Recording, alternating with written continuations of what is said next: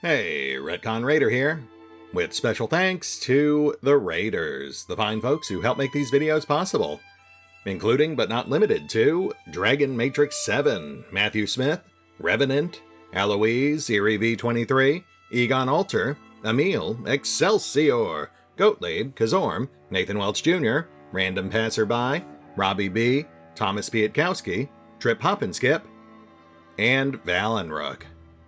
Thanks for your support, guys. That said, let's get started.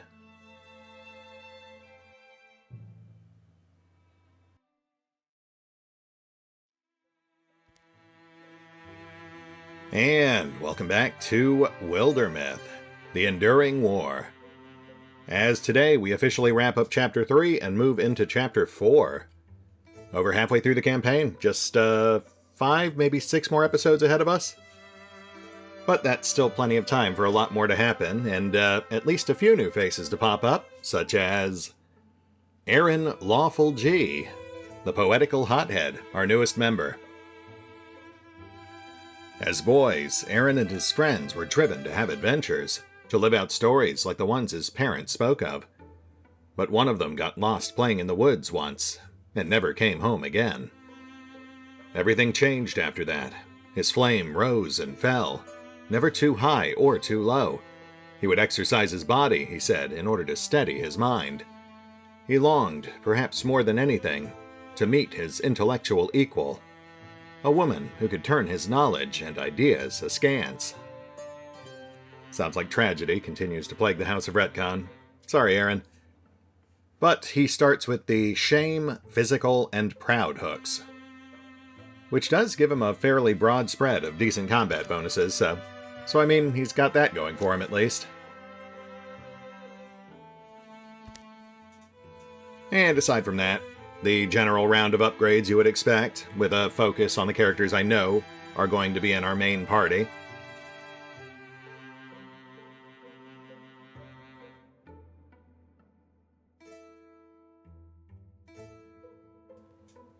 And not much else to say beyond that, so let's see what comes next.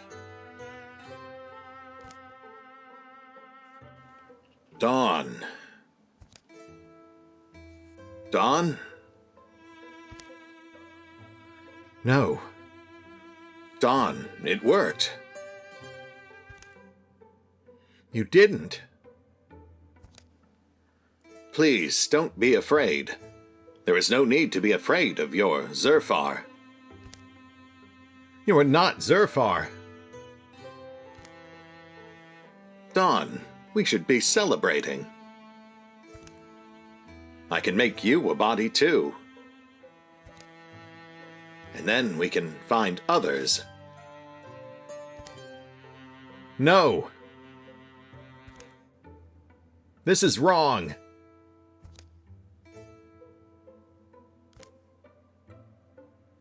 Times of peace and times of strife grind their great circles. And the star of war makes its way across our sky again. It's official. A bunch of people at Griffin Rain spotted them. Aaron. Right? That's the face I made, too. But this time, we've got an advantage. Look. The Retcon Raiders can turn the tide. An entrance splits the boulder north of Roseville Arcanery. I found it attached to my door.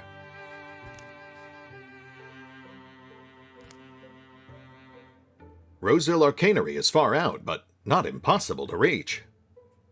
No, it's not that, it's... Some kid is probably just screwing with you. Do you have any better ideas? The shadows deepen. And yet another monster card in each battle. Though, to be fair, we haven't really been having a lot of trouble there thus far. Maybe I should have bumped it up to max difficulty. Though I always dread doing that and then getting stuck in like a death spiral in the final acts of a an ongoing series, you know? Oof, our new recruit is not in a great spot. We've got 266 days to do some quick securing, build a bridge, and scout out some of those adjacent territories to make sure we can actually collect them.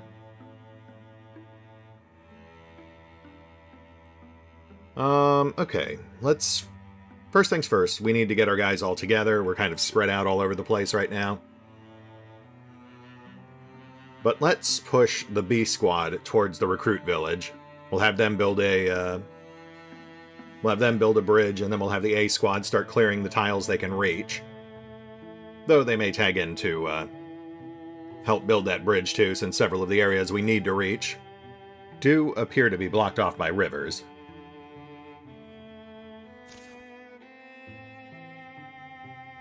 Okay, so we have a new A squad, and that is Fox, Fred, Valen, of course, and then our two mainstay mages, Retcon and Verlin. Yeah, that'll do. I mean, it does hurt to lose both Rilliana and Drakiith in the same interlude, but I think we'll be okay. And then Rangar takes lead on the B squad. He and Aaron will start building that bridge, but they should have a third soon. Well, hopefully soon.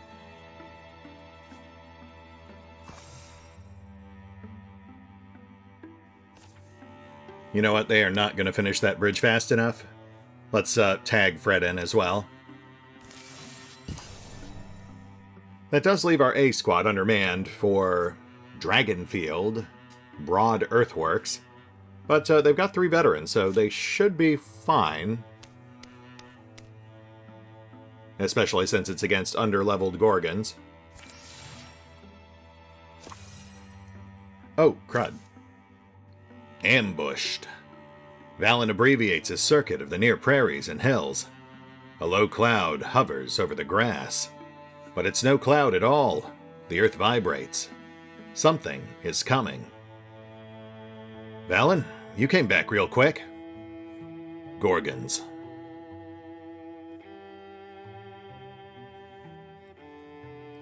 Count as we go. The most kills wins.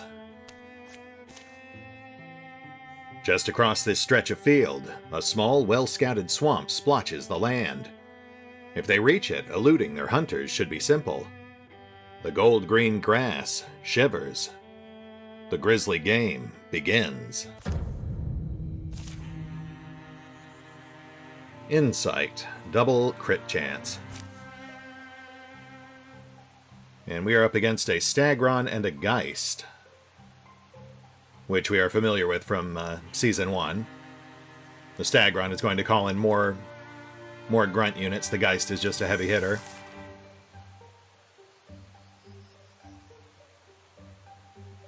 Alright, let's take this slow.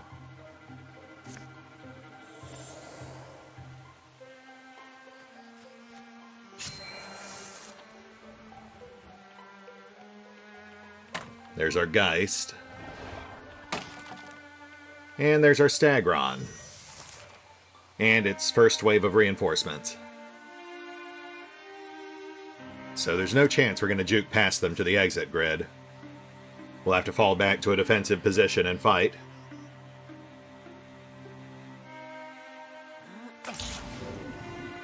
Nice, nice.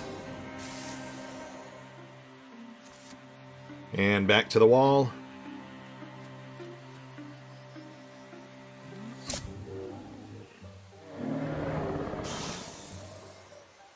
And Fox falls back as well.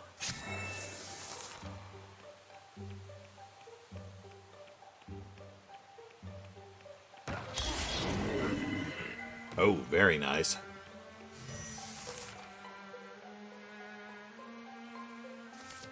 That puts us in a much, much better position.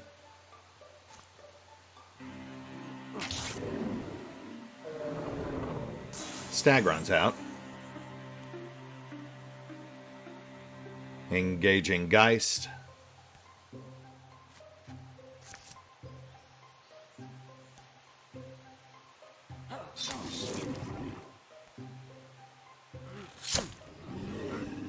Geist is out.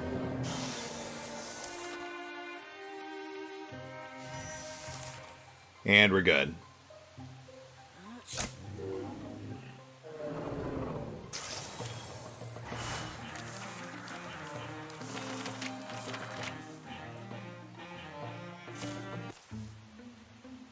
Familial.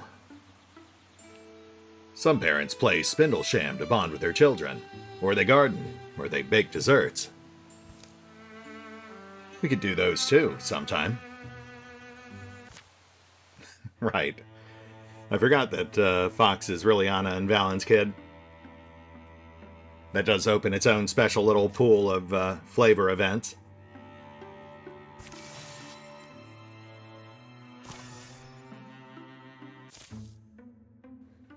Flowers for no one. Rumors of Gorgons have led the Retcon Raiders over rippling prairies to the site of a long-forgotten ruins. Wind-worn rock and decayed edifices are all that remain of this ancient city.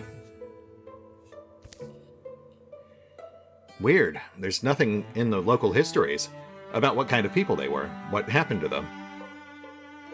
Is it a puzzle, really? You've heard of wars and plagues. Doesn't have to be any more complicated than that. Petrified rat over here. Nice of them to leave us a trail. Think the Gorgons had some particular reason for coming here? Maybe they're looking for a new place to call home, to put up their Gorgon feet. And what's not to like about old ruins? Stonework's solid, anyway. One civilization falls, another is built on the bones of their dead.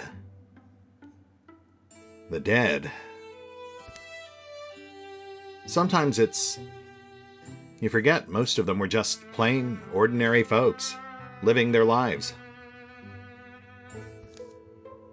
You know, with all the usual hopes and fears and everyday concerns. Thousands of feet must have trodden these streets every day, exchanging goods, information.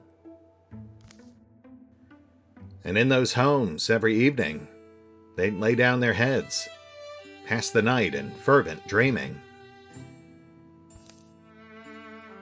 Got on each other's nerves, too, I bet. Garoo! Think our search is over. In the open pit of an old amphitheater, Gorgon beasts bray and mill. Thoughts? Do we just bust in? Oh, it's gotta be the rocks. Verlin loves throwing rocks. A bunch of them standing under that pillar. How about I bring it down?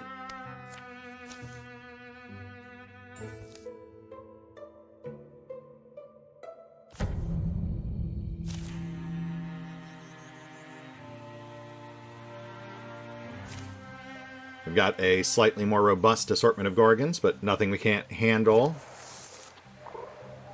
And a Leaf Spirit.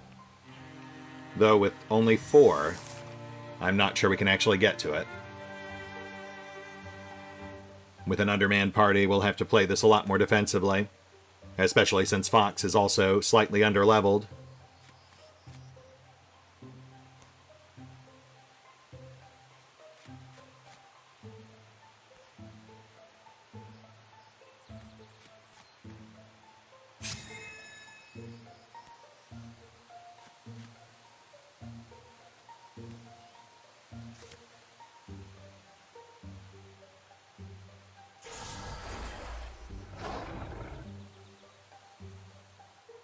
Let's whittle down that front line.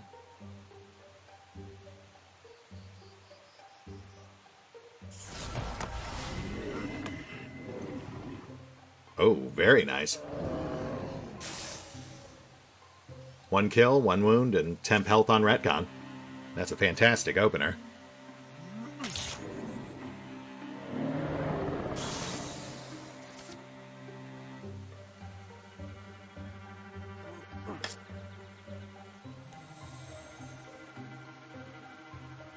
Bartoth is a caster, so it's not going to approach.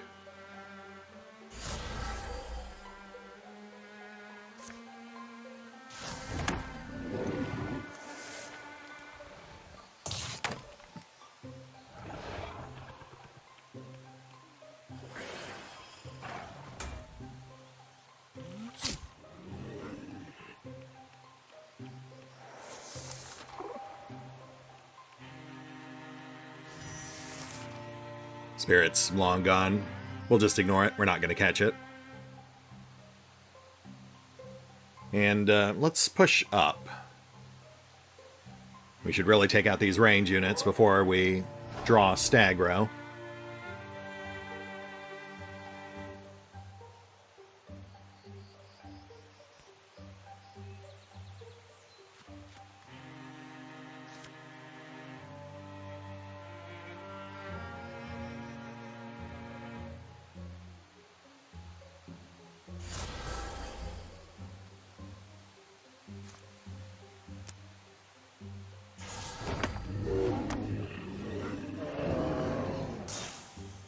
That's one. Gorgon's slightly tougher because it's tucked behind that wall.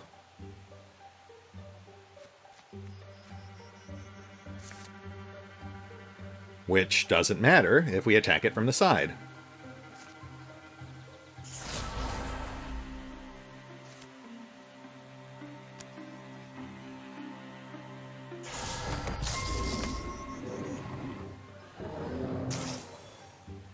Lovely. Solid hit, and we took out a row.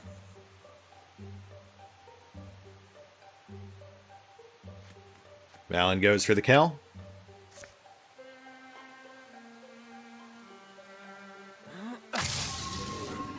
Oh, wow. Okay.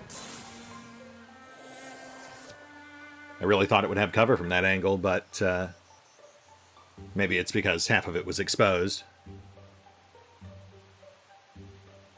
And hold.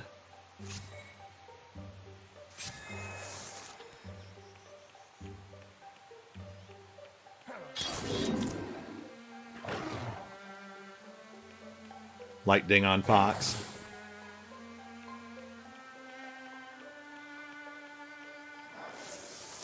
Rhet's okay. Okay, I think we've got this. Let's wrap this up.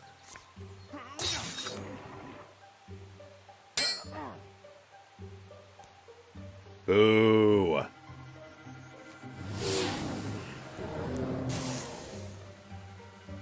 Should have just done that in the first place.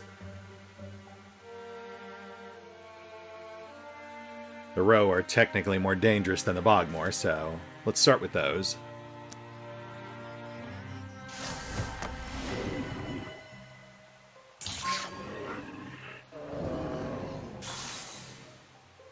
Nice.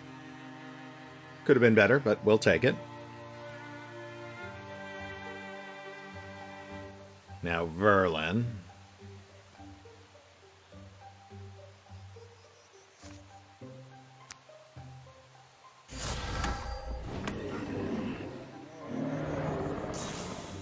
Okay, okay. And Valen.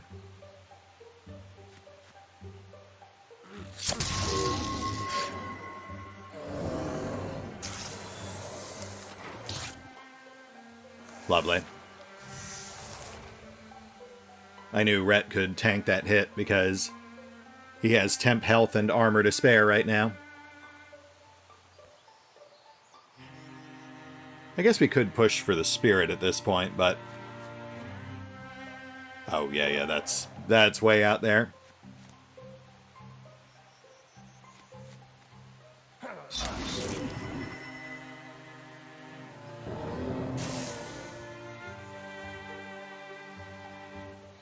And I guess we'll just chill out. Wait till the spirit leaves.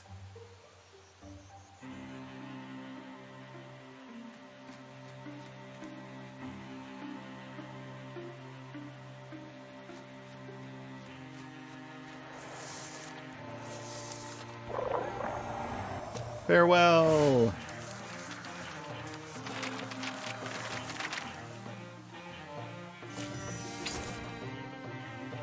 Oh, Feather Steel Pauldrons plus speed.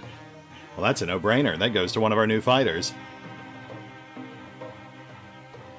And between them, I believe the spiky shoulder pad look fits Fred slightly better. As their breathing stills, they hear the chittering of birds, the buzz of bees. Overgrown grasses rustle in the breeze. Gone quiet. Think that's all of them? Want to peek around for a bit? Could be, you know, hidey holes. Not far from where they fought, a section of flagstone appears to be coming up. Verlin pries some away with his toe, uncovering what appears to be a way below. With a little more effort, they widen out an entrance. Scrape, scritch. How deep is it? Stairs. Should we take a look? Any reason not to go? Down they climb, into the ancient city's underbelly. Slimy things skitter away at their approach. A rancid odor hangs in the air.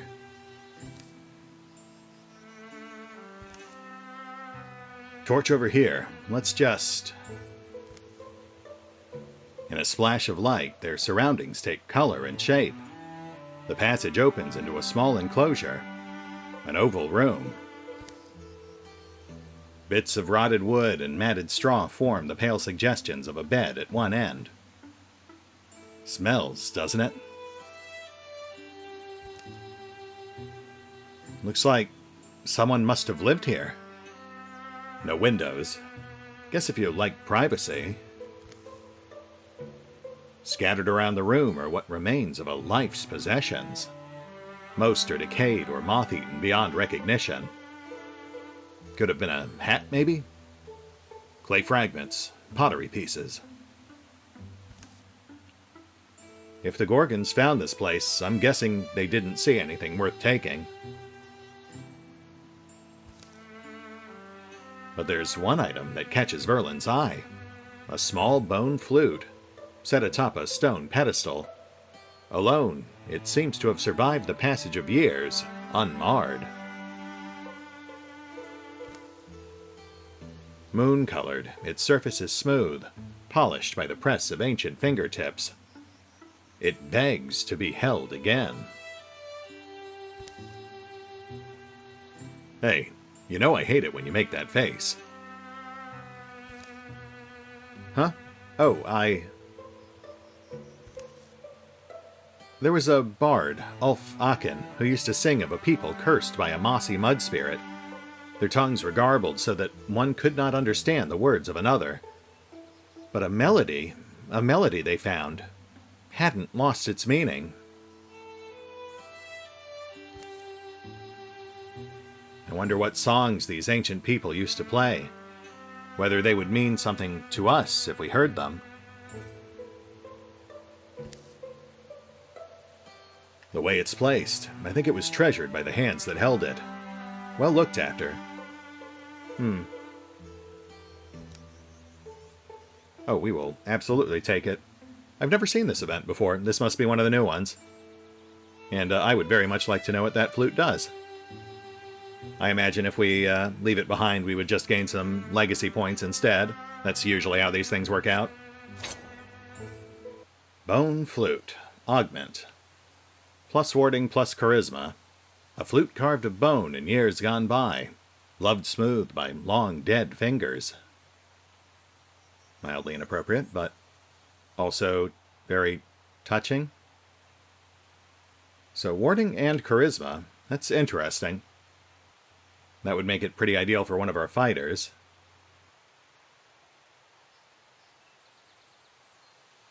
And given that Fox is the one who's here, and he already has a pretty impressive charisma, I'm thinking we might just go ahead and stack on top of that. Especially since he needs the warding, anyway.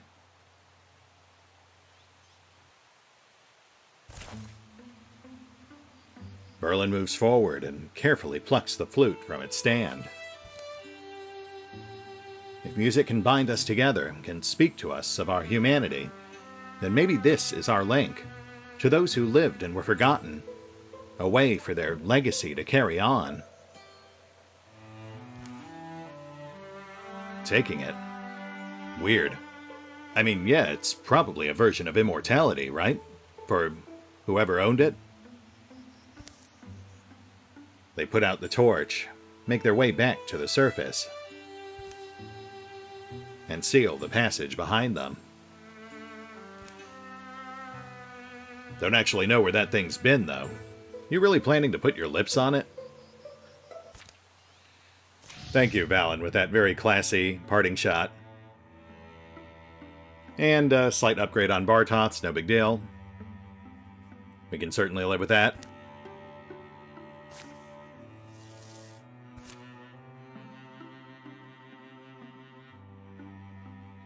Okay, well that was quite an event. A long one, too. It does feel like the newer stuff tends to run a bit longer. It tends to get a lot more loquacious. Not necessarily a bad thing, as long as the events are still interesting, but it does mean we get less done per episode. And there's our bridge. We'll have the B squad go pick up their new recruit, and the A squad will keep clearing tiles.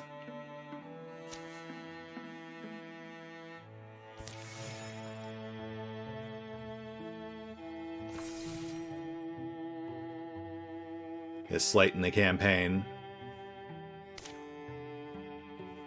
Yeah, as much fun as it would be to tag Kaz back in.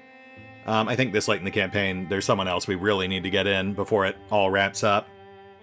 Sorry, Kaz. But we'll be right back.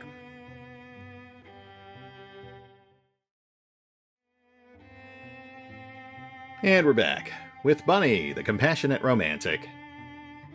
I mean, look, it would have been great to bring in more of the original heroes. Trip, Kaz, Lula, Ghislaine. But they all had a good run in the first season.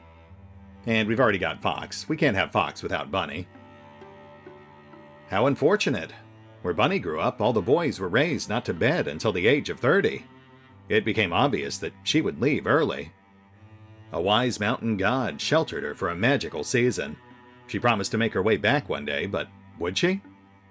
Fond of sultry and sentimental literature, she dreamed of writing her own someday. And she is a flirt, nostalgic, and literary. Welcome back, Bunny. A bit late in the game, but better late than never. A new story. Any good storytellers around here? Some can turn a good word. But our stories have grown stale and hold the attention of only the youngest and dullest these days. What we need is a fresh saga, heroism, drama, violence, and sacrifice. Neither broken hearts nor broken bodies dimming the lights of justice.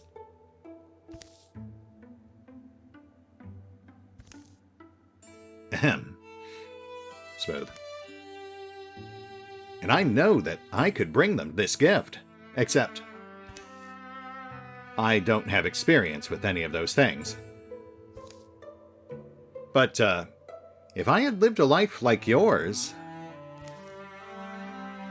Well, why don't you? We'll train you up, and I guarantee you'll soon have more material than you'll know what to do with. Assuming you can hack it, that is. And while we could use a backup hunter, she will become a mystic, because she specifically requested to become a support mage, which I can certainly respect.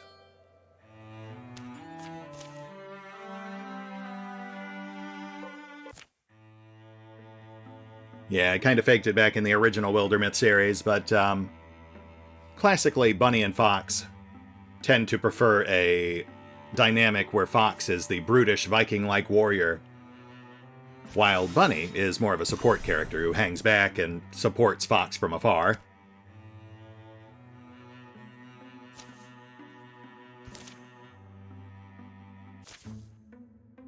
Kirdock's Tower.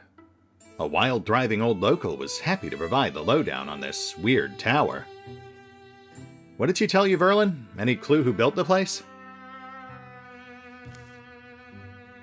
Didn't say, just talked about the Bone Walkers. Rove the woods sometimes. Leather-faced guy over on the other hill said light leaks from the cracks of these old blue stones.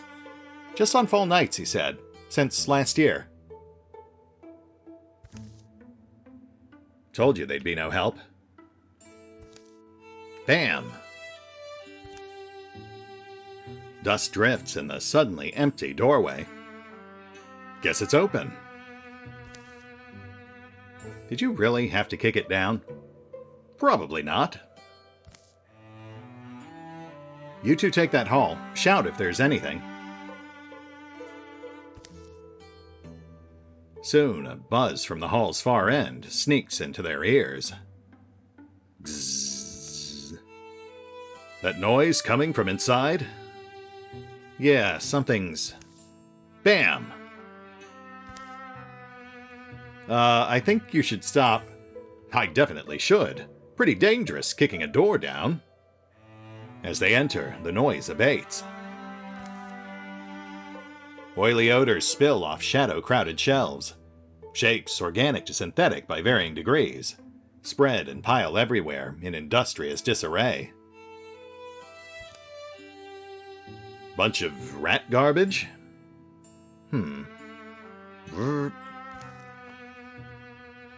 If it's working Morthagi machinery, then it represents a rare opportunity for... well... Is this about that theory? I heard you saying something. Seems like we should give it a shot, though. What if we activate our own Morthagi and it likes us? Maybe peace comes that way. Cellar's empty. What did you two find? This. Retcon wants to try his theory. You can't be serious.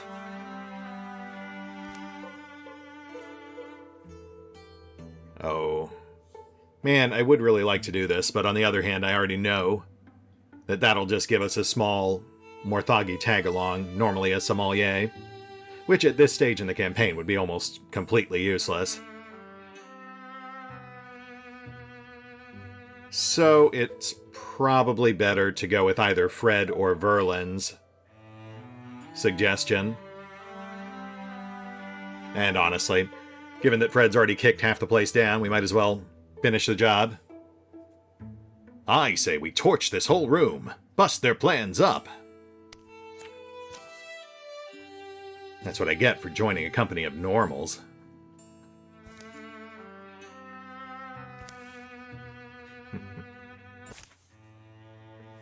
Fred. Well, welcome aboard, Fred. There's your first proper, scenario. Intimidation. 2 damage to all enemies. And a pretty modest assortment. Groundskeeper might be problematic, but we're right on top of him, so I don't see that really being an issue.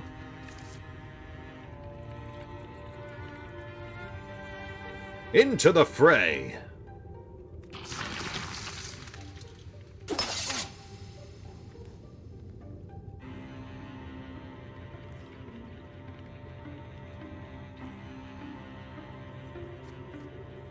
Okay, let's strip armor.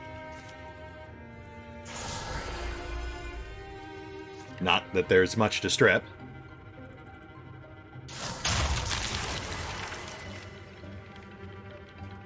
Free health? Definitely worth it.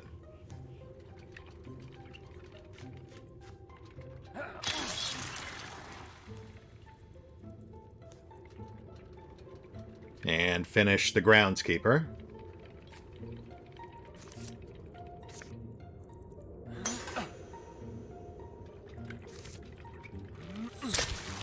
There we go.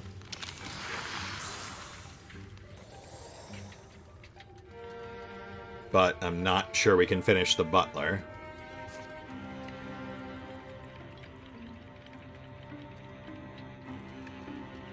Shoot, I was hoping that would be blinding.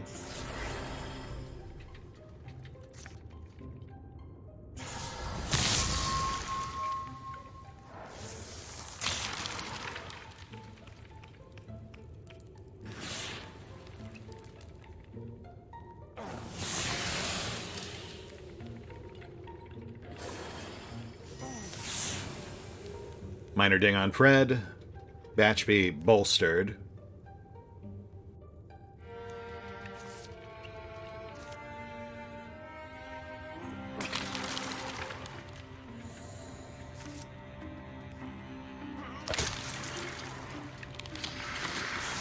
That's it for the butler. Which should remove its flame aura.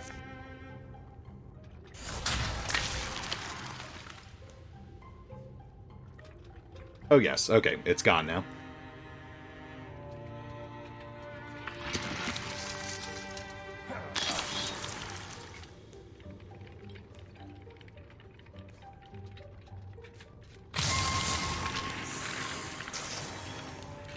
That's the batch bee. So, now we prep for the Spectics. And I think they had a Watchman, too.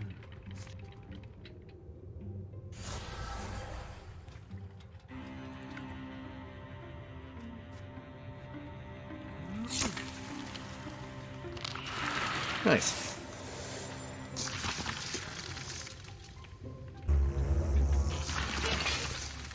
Oh, right, wardrobe. Forgot about that guy. Yeah, it's actually in the back for once, so that means we need to move up much more aggressively. Otherwise, it'll just keep spitting out more and more thoggy mooks.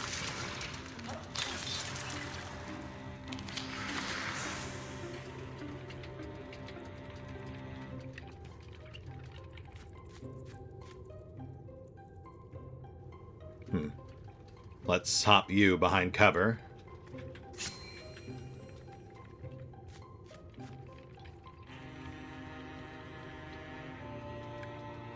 Ooh, yeah, and let's draw in the Watchman.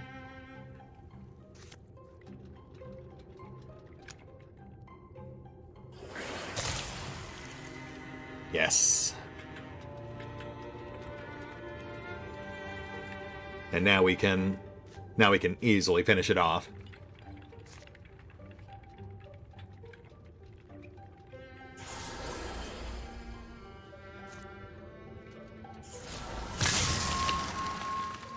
Watchman out.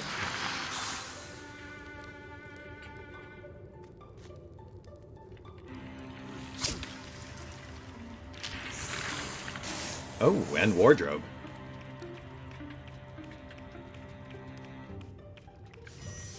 Wow, so I guess if they are half exposed like that, there's no actual cover penalty. Huh.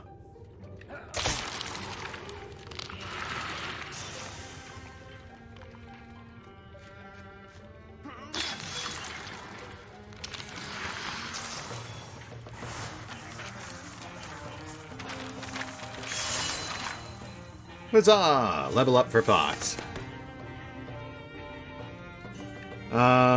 So I guess we'll upgrade Shield Cheer. I'm not seeing anything else here I like. We could re-roll, but I'll just work with what I've got. Oh, a dueling sword. You know, I don't classically use those, but they are pretty solid. They're essentially block and crit heavy variants of the standard sword. That might fit Aaron's style. He is a lightly armored... Well, no. He's dodge-based, and we want the reach from his spear. Maybe Fred?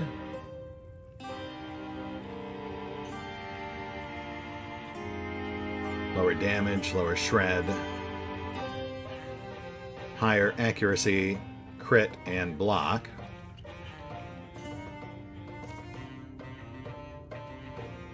I don't know. I don't know if that really matches his look.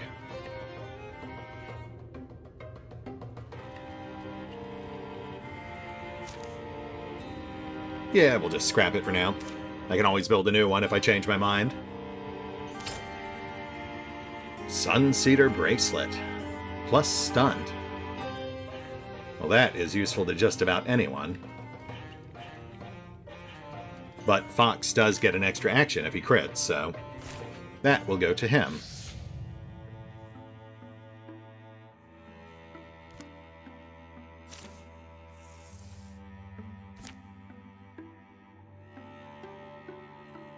I guess we'll just leave that to the B squad. No real urgency at this point. Let's start pushing for the next tile.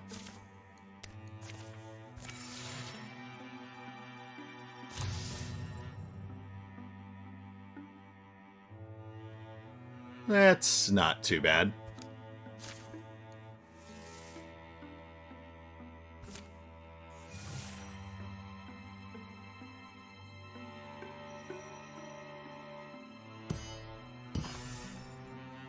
And that's our bunny. Who will, of course, become a naturalist. I even mentioned she favors druids. That is pretty much the perfect specialization for her.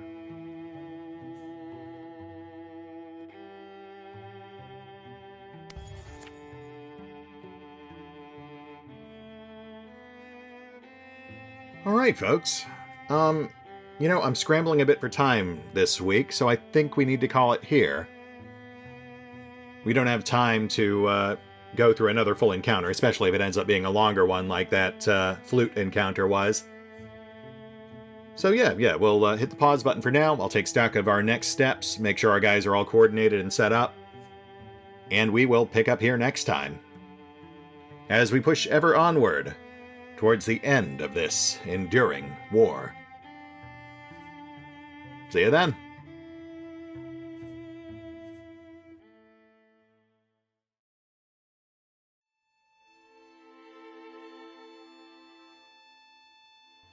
Oh, and remember, although I do love playing Wildermyth, you can find out more about the game by visiting the official website.